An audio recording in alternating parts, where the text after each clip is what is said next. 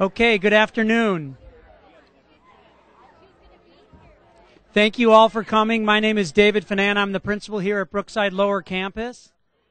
And I'd just like to say on behalf of the 30-plus Brookside Lower Campus staff members, the some 239 Ross Valley School District employees, and close to 1,800 Ross Valley School District students and their families, as well as the community members in San Anselmo and Fairfax. We'd just like to thank you all for coming. We'd like to thank the Democratic Caucus for coming to Brookside School and highlighting the effects of the proposed budget cuts on education. We feel here at Brookside, as I know our colleagues do all over the county and the state, passionate about the work that we do. We feel we do it well, and we certainly appreciate the support in honor of our work. Without further ado, I'd like to introduce the champion of children, communities, and families in Marin County, our Superintendent of Schools, Mary Jane Burke. Let's go. Okay, ladies and gentlemen, when it comes to asking what is good for kids, what do we say about this budget? Absolutely no! Absolutely no. And so that's the question we have to ask. This budget is bad for kids. It will take away all that we've worked so hard for to ensure that students get the education they deserve and what the taxpayers demand. And what we know is that we have to make sure we pay for that education, to give a message to our children that future generations are expendable is absolutely not the message that we intend to give. So we are going to work together. Marin County is united. We are going to ensure that what needs to happen will happen. I'm going to pass this off now to the Superintendent of Ross Valley, Bryce Sumnick. Thanks, Mary Jane. I would also like to thank you for coming today, and I would like to thank the Democratic Caucus that met with our parents who traveled up to Sacramento 2 weeks ago to protest these cuts and outline what we would rather see. I'd like to thank Senator Parada's office and Senator Parada himself for meeting with our parent group. I would like to thank Senator Migden's office, who came and were most receptive to our parent message, and to Assemblyman Jared Huffman for coming in and meeting with our parents. I'd like you now to welcome Senator Carol Migden. Thank you very much. We're fed up and we're not going to take it. Let's just talk about, hearing the kids' plays, that's just like birds chirping. And we got to say we want to keep those chirps alive and keep these schools vibrant, and we can't do it if you're going to cut 300 teachers and $15 million out of this county's budget. And so we will not countenance those cuts to Marin County education. Here is a place with parents in the community, lots of folks chip in to provide quality education, uniquely provided in this just most bucolic setting. That's what we're about: flexible schools, high-performing schools, teaching kids, picking up children from all ethnic backgrounds. Here in Marin County, we excel. So we will not cut 300 teachers. We will not hear a lessening of the children playing. We will not allow the $15 million. And when we say it's partisan, ladies and gentlemen, I'm sorry it is, but it is. And we Democrats, the last breath we breathe, we won't allow schools to be cut. So you better understand, the last breath that we breathe, because it's all about service to kids. If you don't invest in your kids, then just take off now. Everything we do as a society is to cultivate children to be prepared to grow up, take over the world. Some of us are mighty tired. We want the young uns to come up well qualified, well schooled, disciplined, happy, well adjusted, prosperous. So Marin County, if you get known for affluence, let's look at it here. There's none of us that can bear these brunts. There's none of us that are immune from this. There's not one school district that'll suffer, and I don't care what the income levels are of any California families. We are united. We send a message to the governor. We shall not allow the state of California, Governor Schwarzenegger, to pulverize the educational system of the state of California. Thank you. And it's my great pleasure to introduce, in back of me you'll see two gentlemen look like bookends. One is Senator Tom Torlakson, who will address you in the moment, and the other is my better-looking younger brother in the Assembly side, Gerald Huffman, who's done a very good job as well holding up the end in the Assembly caucuses. Without further ado, let me welcome the Honorable Silver-Tongued Tom Torlakson. Thank you, Carol. It is so great to be here, as Carol said, to feel the energy and the enthusiasm of these young people and the commitment, to see the commitment of the parents. And Carol is the valiant fighter. Carol stands with you, with us, in saying no to these horrendous proposed cuts. So as a valiant leader for this area, Carol, thank you for your outstanding leadership and for just underscoring and telling us that we're going to stand together and fight and say no. These signs practically say it also. Our speeches don't have to be long, but invest now or pay later. No cuts to kids, right? No cuts to kids. This young man says, invest in me. So many of you have talked to us, talked to Carol. Rebecca just said it's an embarrassment to contemplate where we are today, let alone where we would be after the budget. In terms of where we stand in investing in education, we're 47th in the nation.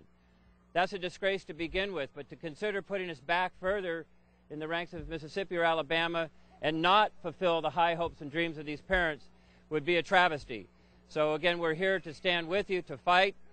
Many of us remember Senator Parada and I were actually classroom teachers back in the 70s, and when we invested in young people, when we were at the top ranks of the nation in per pupil spending, we had the best performance. We had the best foundation. We had the best ability to fund and fulfill the dreams of our young people. So to compete in the global economy, to meet the dreams of these kids, we must stand and fight together. I am so proud to be here with this group of parents and to feel the energy of these kids and the high hopes we all have for them. Thank you.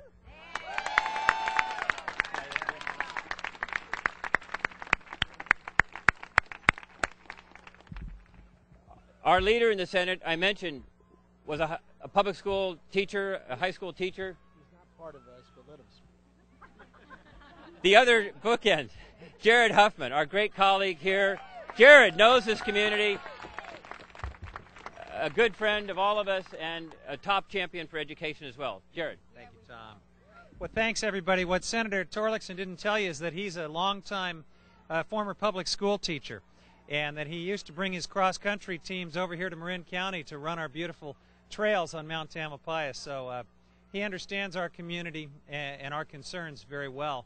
And I want to thank Senator Migden and Senator Parada for calling this event today and helping to focus on the tragedy that lies ahead of us if the governor's proposed budget actually takes effect. I want to, on behalf of the Assembly Democrats, echo everything that Senator Migden and Senator Torlakson have said. We have to fight against these cuts to public education. We need to send the message, and it's got to come from all of you as well, not just from the elected legislators. We need to send the message to Governor Schwarzenegger that you're not going to solve this budget on cuts alone, and you're not going to solve it certainly by cutting into our already underfunded public education system. Thank you for being here.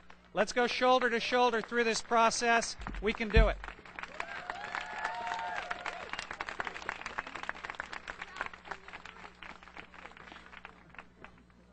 I'm going to save you 2 minutes and introduce myself. I'm Don Parada, and I am proud to. Thank you. Thank you. I want to first of all thank all of you for being here, because getting what we need to get done is going to happen because of you helping us convince others that what we know is what they ought to know, and we all ought to act upon.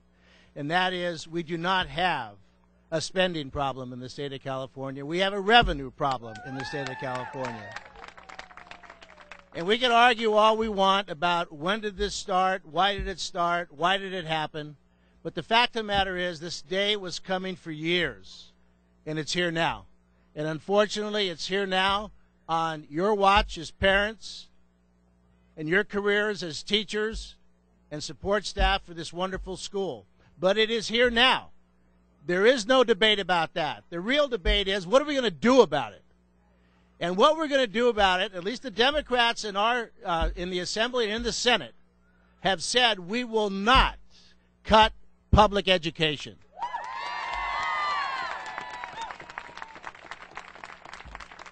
We're not going to, as somebody mentioned earlier, when the voters passed Proposition 98, I don't think anybody really understood the intricacies and what it all meant. What they thought was we were going to dedicate a floor of the state budget to education, and we were not supposed to go into the basement of that floor.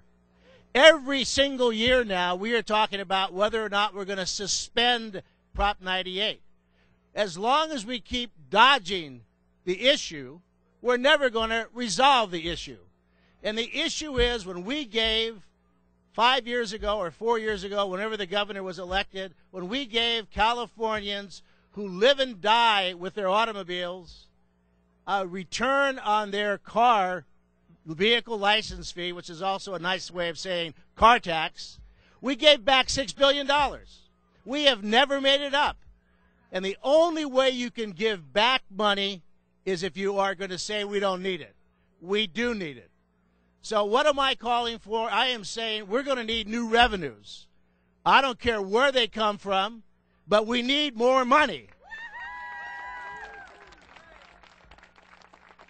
And I think it's very noteworthy that we can have a turnout in this community where you are giving generously, not only of every tax that you pay, but I know you're contributing to foundations to provide for the things that the state of California ought to be providing itself. But your concern is obviously well beyond what's best for this school or this county. It's best for the state of California. We all live here. How can you take any pride in a state that has to import workers to provide for the engineering and the technical support of one of California's major industries, high-tech or biotech? What kind of sense does that make? That we cannot do for ourselves. We keep priding ourselves on the beauty of this state, on the history of this state, on the population where people come to California because of what we are. And then we're going to have a second-rate school system that will lead to a second-rate economy. And that your children will find that when they grow up, they're going to have to move somewhere else because they can't have for their kids what you are giving to them. There is something wrong with that picture. What we all need to do right now is to take the fight to the street. You can go to Sacramento and visit us, but we live in a bubble. No one should confuse that with reality. It's not much different than if you go down to Buena Park to Knott's Berry Farm, Anaheim to Disneyland, to Vallejo, whatever that thing is up there. Freudian. This is not the reality. The reality's out here. And what we're going to have to do together, we have to persuade those who need persuading. Every CEO of any sizable company that is in this state should be doing our bidding for us as well. A lot of people come to this state because of the University of California system. How long will that system be great when there are no students from California who can qualify to go there and carry on the traditions? We have to demand from them to talk to their Republican colleagues in Sacramento. This is a Republican problem. Carol Mignon is absolutely right.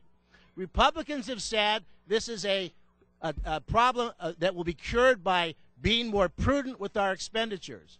How can cutting $5 billion out of education be a prudent action? So we have to talk to those who need to be talked to. We can't stay in the choir. We cannot stay in the church or in the synagogue and talk to each other. We've got to go to them and put it on the line and say how important it is. And you should contact the governor, because the benefit of having Arnold Schwarzenegger as the governor of California is that he is a celebrity that's known internationally. I just got a copy of a magazine in German, which didn't do me much good, but I looked at the pictures. Arnold was on the cover selling California, telling Germans this is the place to be and to invest. Well, I don't think so. What the governor does not want to do is leave a legacy in California where we are now slipped to number 50 in this state in spending. That's not the legacy this man wants to leave. He came into politics to make a dent, to make a claim. Look what he's done with the environment and the credit that he has brought to California. And he's also taken, I don't mind if he takes it as long as it's accurate. Well, let's make him run around the country and the world selling California because we have a first-rate educational system. So don't leave him out. You don't have to attack him. You don't have to rough him up. In fact, I don't think that's going to get us anywhere with anybody. We just have to appeal to the facts and the reality at hand. And that is, if education breaks, we never fix it again. If we don't have an increase in revenues this summer, we can do it by temporary tax increases. My favorite would be, let's reform the tax system so maybe we drop the personal income tax and spread the sales tax to include some services. If we're a service sector economy, for crying out loud, let's get the money from those services. We're going to do this together. I am delighted that Carol Migden's here because she will kick my ass every step of the way to make sure that this gets done. There is no fiercer, more dedicated fighter for you than this woman. And you're lucky, unlike me, my people have to get rid of me after a year. I'm termed out. She's not. She's got 4 more years to keep those gloves on in the ring. And by the way, Tom Torlakson is going to be back talking to you one day as a classroom teacher running for superintendent of public instruction, and I want you to know there would be nobody any better doing that for us. So we are here for the long run.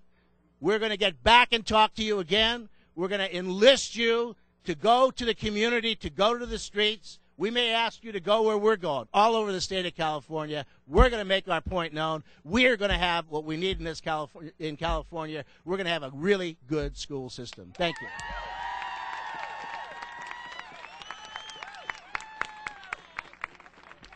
Thank you, thank you.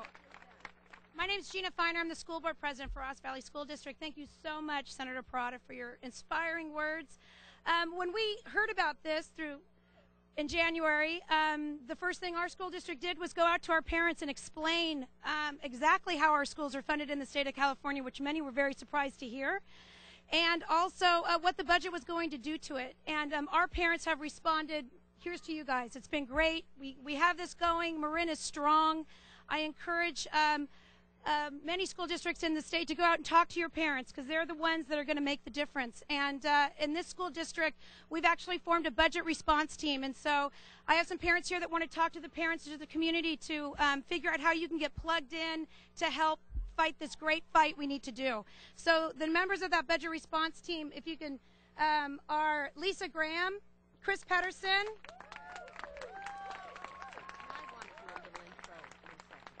Sure. And Heidi Weller, who would like to come up and say a few words.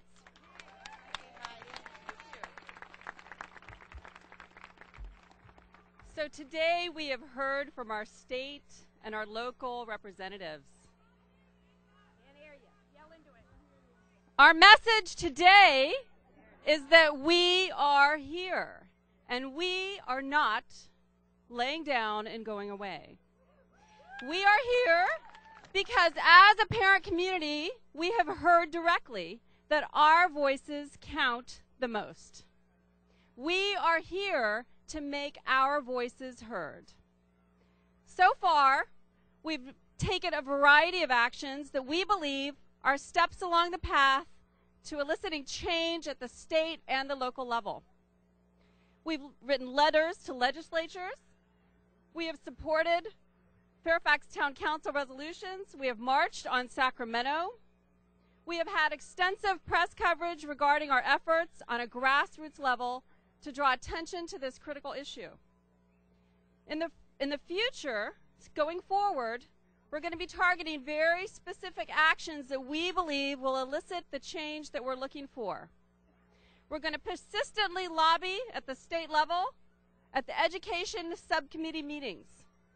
We're going to work with our district leadership to ensure that we clearly define our education funding requirements. We are going to research and advocate for alternative revenue sources, both at a local level and at a state level.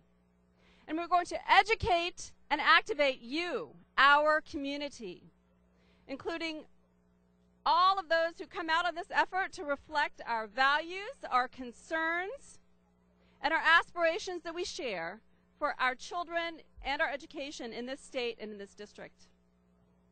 We are over 130 strong now, and we are growing.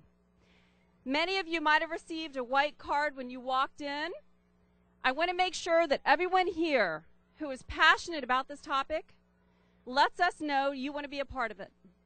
I want you to fill out those cards, drop them in on the way out, take them with you, send your email. We're collecting names and addresses and emails so that we can enlist on a broad basis our community in unison to fight for these issues, to ensure that our voices are heard, our expectations are met, and change is made. Thank you.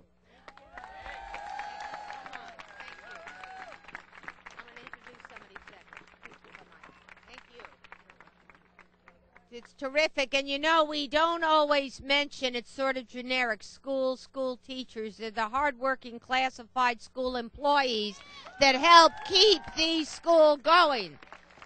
And that's every job that's not teaching, and they're vital. And now I'm here, we'll have a representative and a Mark Zinanti. Hey, Mazzati, it's a paisan from somewhere, right? A paisan. Welcome to Paisan. Thank you. Thank you. My name is Michael Mazzanti. I'm a lead custodian in the district I work in Cloverdale. I'm also an elected position as area director with CSEA, and I'm excited to be here. And what is really exciting is the coalition that we are building. Take a look around at the diverse group that we have here. Administrators, legislators, parents, students. We can pull this thing off. We can turn this education crisis around. The only way we can do that is with your involvement and that of your families. I was lobbying at the Capitol the other day, and I noticed that the flag is flying at half-mast, and I wasn't so sure that it wasn't for education. I know it's for the war, and I know the reason for that, but when somebody asked me, I said, we're lobbying for education. I think they're flying it because we're really seriously in trouble. So I wanted to get that out. The other thing I wanted to say is students and teachers and parents in this community did not create this budget crisis. This crisis was created at the Capitol. And that Capitol, that big white building, whether it's at D.C. or at California, that's your house. And we need to take control of that. That is our house, and we need to get a hold of the phone or a piece of paper and dial that number, dial the governor, and tell him we need to fix this and we need to fix it now, or we're going to take you out. That's what we need to do. We need to fix it, or we're going to take you out. Right now, it's been said, I'm going to make a really short speech. It's been said, we're at the race to the bottom in education. We're about 47th out of 50th in funding in this state, and that's ridiculous because we're the 6th largest economy in the world. In the world, not just the U.S., in the world. So join up, get a hold of each other, make sure you introduce yourself to somebody in this group that you haven't met, build that coalition, and make it work. And you know what we need to do? We need to save our schools. Save our schools.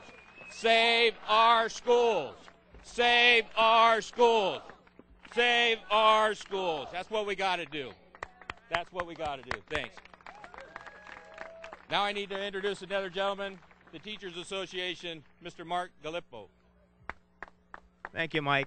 You know, it is a coalition, and we're joined today. I got to meet David Weiskopf here, the Fairfax Council member who's out here. It's not just the state legislators. We've also got county people working to help this budget crisis through. Public education is at crossroads right now, and the Governor Schwarzenegger wants to take us down the wrong road. It's a road of no return. His proposed $4.8 billion in education cuts has caused panic here in Marin County and school districts around the state. he's prompted some school boards to make huge cuts in programs and staff. Already, at least 5,000 teachers in the state have received layoff notices, including scores here in Marin. Cuts in the Rohnert Park-Cotati School District that I teach in. Just today, our superintendent is having to hand out over 20 pink slips to teachers. That's not including the temporary teachers or the interns. 20 teachers are getting their pink slips today. It's a very sad day in our district. But more dramatically, we've had to close 2 elementary schools. Come June, 2 entire schools. Picture the one we're here, closing down and those kids having to go elsewhere because of this budget crash. Our students didn't create the $16 billion budget deficit crisis, and their education should not be sacrificed to solve it. California voters believe in our students in public schools, and they should be a top priority, and they strongly support the minimum public school funding guarantee, Proposition 98. The governor's cuts would mean a suspension of Proposition 98, which teachers and students here in the North Bay and across the state depend on. Voters passed Proposition 98 20 years ago to create a minimum stable funding guarantee, and they reaffirmed that law in 2005. We can't keep sacrificing our schools and having them do more with less. A new study in Education Week shows that California already ranks 46th in the nation for funding on per-pupil spending. We've got to put the governor's proposed $4.8 billion budget cuts in perspective. It's the equivalent of cutting $24,000 in the state per classroom. Every single classroom cut $24,000. It's just not right. Our students in schools have been making great progress. How can we expect to improve student learning if our leaders undermine Proposition 98 and roll back the clock on school funding? We all must reject the governor's short-sighted proposal. Our schools and communities deserve better than this.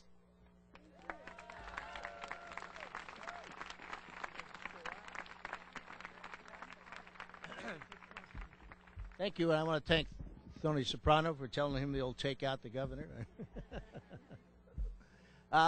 One final word, and then we can take questions.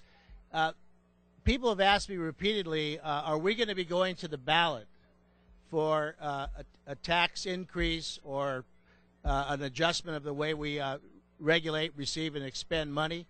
Can't do that. The legislature, under the Constitution, has the authority to do the job.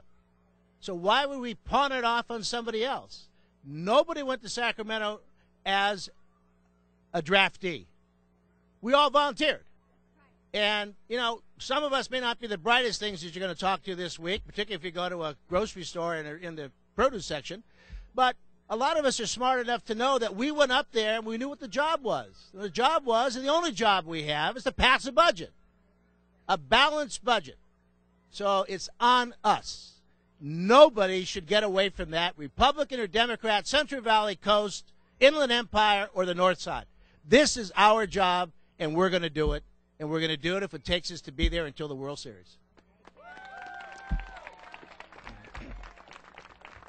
Any questions? So you're suggesting that you're embracing taxpayers and telling them that we will have to raise taxes. Yeah. I mean, I think we have a choice.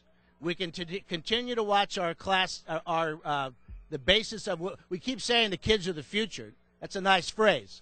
Unless we are willing to pay for the education of the next generation, who, by the way, will be taking care of me maybe, then they're living in they're dooming themselves to a second-class state. They're devaluing the net worth in their home.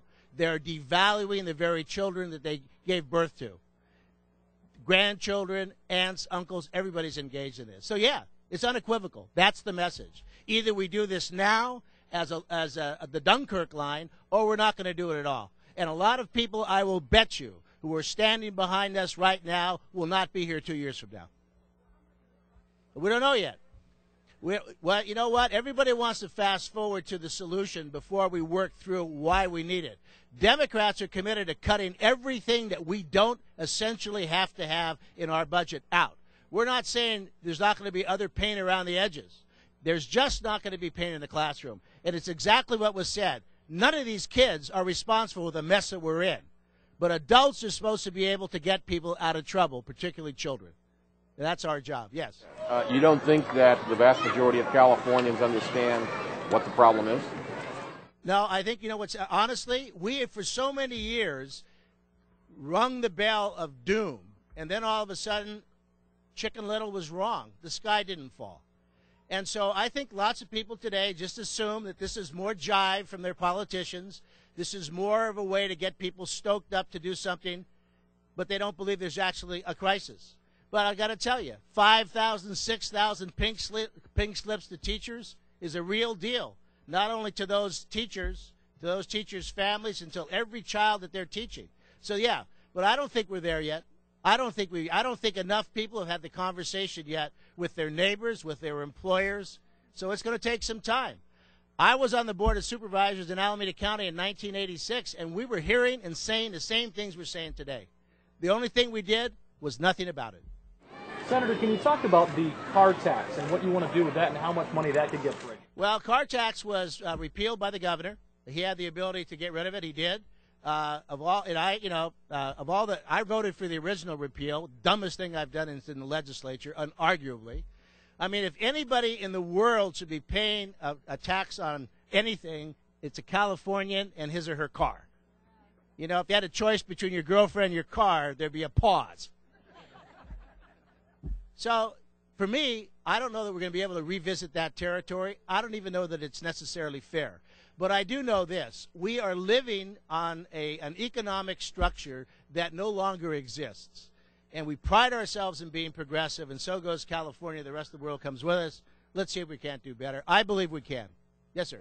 Yes. So, civilian. Good. Right. What happens this summer when the conventions come up and you still haven't passed the budget? Does everyone just stop working on it and go to the convention? Well, what I've told my colleagues is that they ought to TiVo it, because that's as close as they're going to get to seeing the convention. We ain't going nowhere. No, we are not going. And I don't, there was a columnist in the LA Times this morning that quoted me saying it was a very ominous thing that Parada said, that we will be here all summer if we need to be. Now, that's ominous for him. I just think it's honest. We're not going anywhere. If we have to be there talking to each other, we will be. But hopefully, if we're not passing a budget, we're not going to be up there roaming around. We're going to be making sure that what needs to get done gets done. And I always want to add, anybody here who hasn't signed up with one of those little, please do, because I'll tell you, every single person here doing a little will do a lot. And I promise you, we will not waste your time. We will not waste your time. When we enlist your support, it's going to be because it'll make a difference. Thank you all very much.